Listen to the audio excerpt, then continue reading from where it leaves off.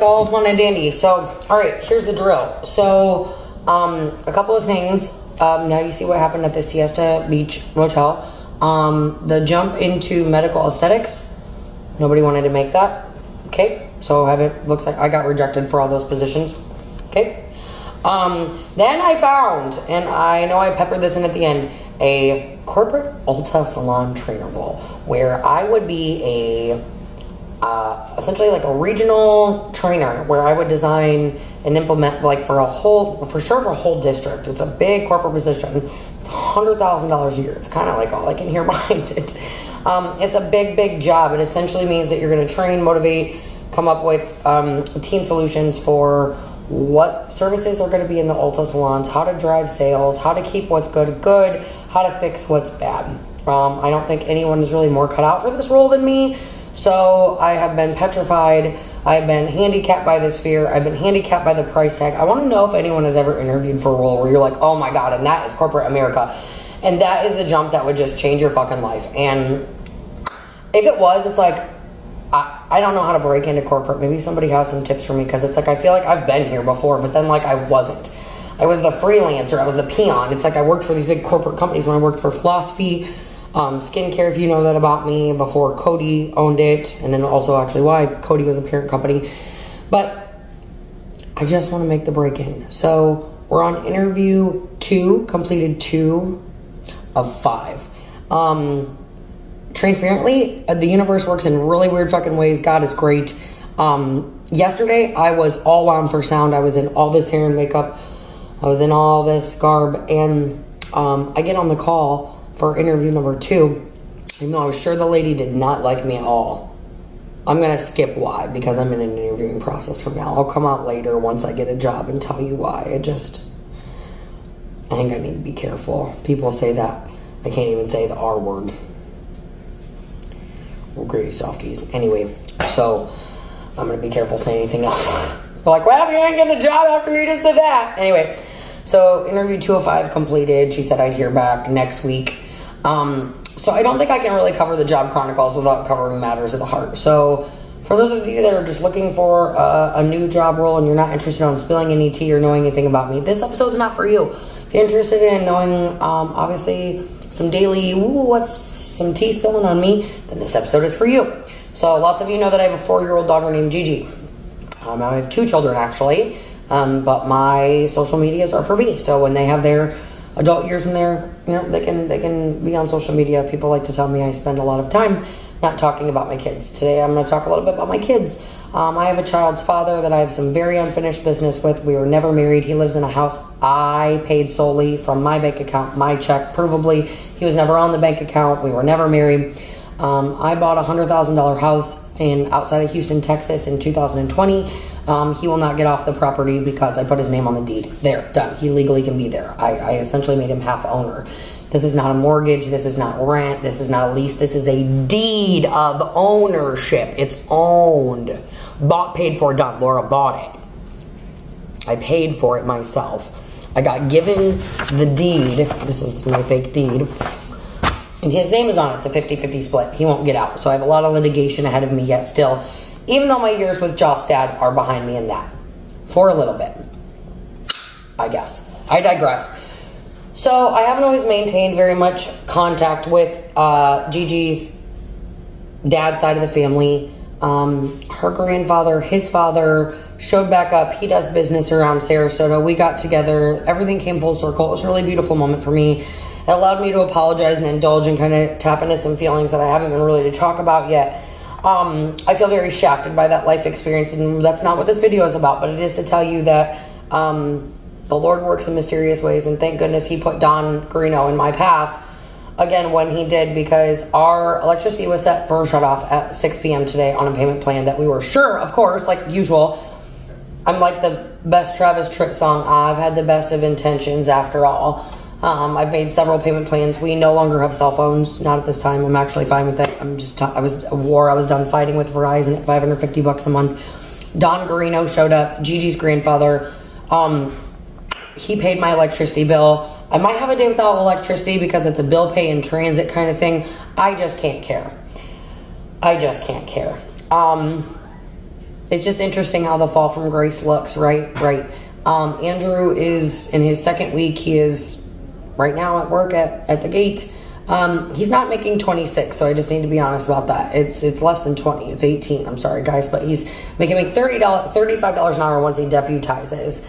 And essentially then he'd be able to go be a gate guard in courthouses and things like that. So that everyone keeps saying like, oh, you guys will be doing okay. He's making 26 an hour. Like, you guys will probably pay out. I guess I was wrong about that. I like to correct my misinformation. So and that's kind of the point of me showing you my actual Indeed checklist too, because I just want to be accurate in my information. I think accountability is huge. So I was really excited. They asked me why I think I'd be a great fit for the role at Ulta. I think you have to know all areas of operations and business. You have to think education is at the forefront of everything. You have to think that training and learning and absorbing and giving back to the next generation is everything. And I have a deep place in Ulta. Ulta is where my career was birthed. In 2007, I put the floors inside of Ulta Beauty in Cedar Rapids, Iowa. I did not know what I wanted to do with my life when I graduated high school.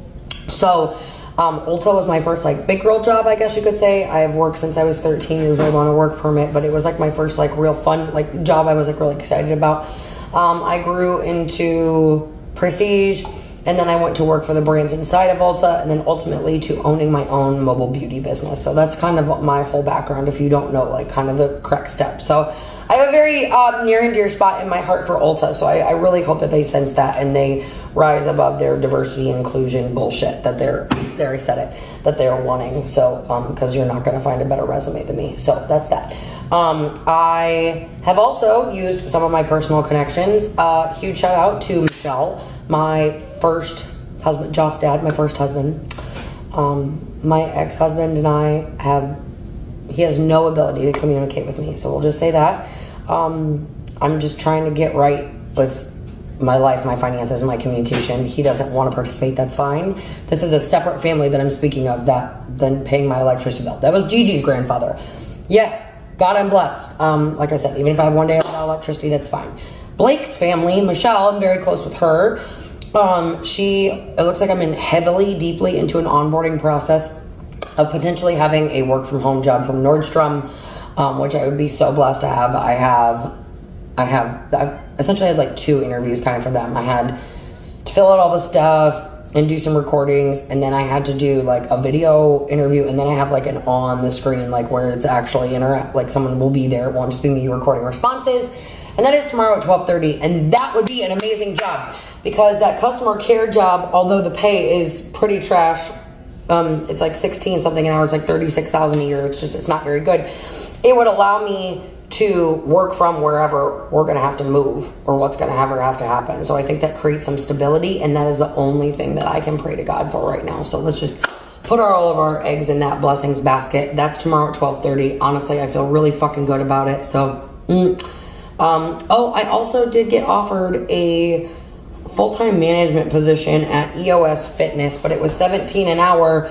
And for anyone that has kids, I just need to be really honest when I say if a lot of your hours you're going to have to work weekends and nights, you have to make enough money to offset the cost of that childcare because Andrew's working a rotating, changing schedule. We don't really know. So my nanny is willing to work a weekly rate that I do have that's ready to jump in and quit her other job.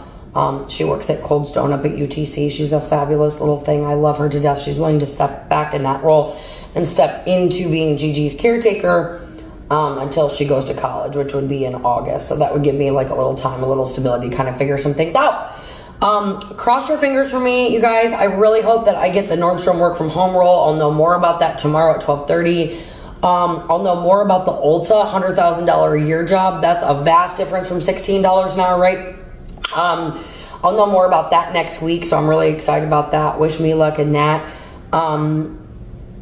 I think you just got to do what you got to do as a mom. And so I just wanted to tell you guys, I don't know where I'd be without the makeshift family I've put together with all my fuck-ups over the years. Because it literally looks like, because I decided, we're just going to sell it straight, hook up with these losers over the fucking years. At least it paid off that I ended up getting a cheeseburger, having a full circle moment with Gigi's dad's family, hearing my daughter call Andrew dad to her biological dad's dad, and got $1,000 in bills paid. there you go. You want some transparency? There you go. I still don't have a dime to my name, like on my own. I colored my own hair last night and got some blisters on my scalp. I'm a mess. My eyebrows are chipping. Looking good. So I highly recommend you get yourself a bodycon dress. You stand up, you take a nice interview, do it in the sunlight. You'll look amazing. If anyone has any tips for me how to break into corporate America, there you go. Other than that, I hope to see you guys soon. I'm sorry if this is a wonky episode. I'm literally just exhausted from this life, but I wanted to catch you up to speed. So wish me luck for tomorrow about noon with that Nordstrom work from home job. And then next week for the Ulta position. So before my boobs fall out, I'm going to let you go. Over and out.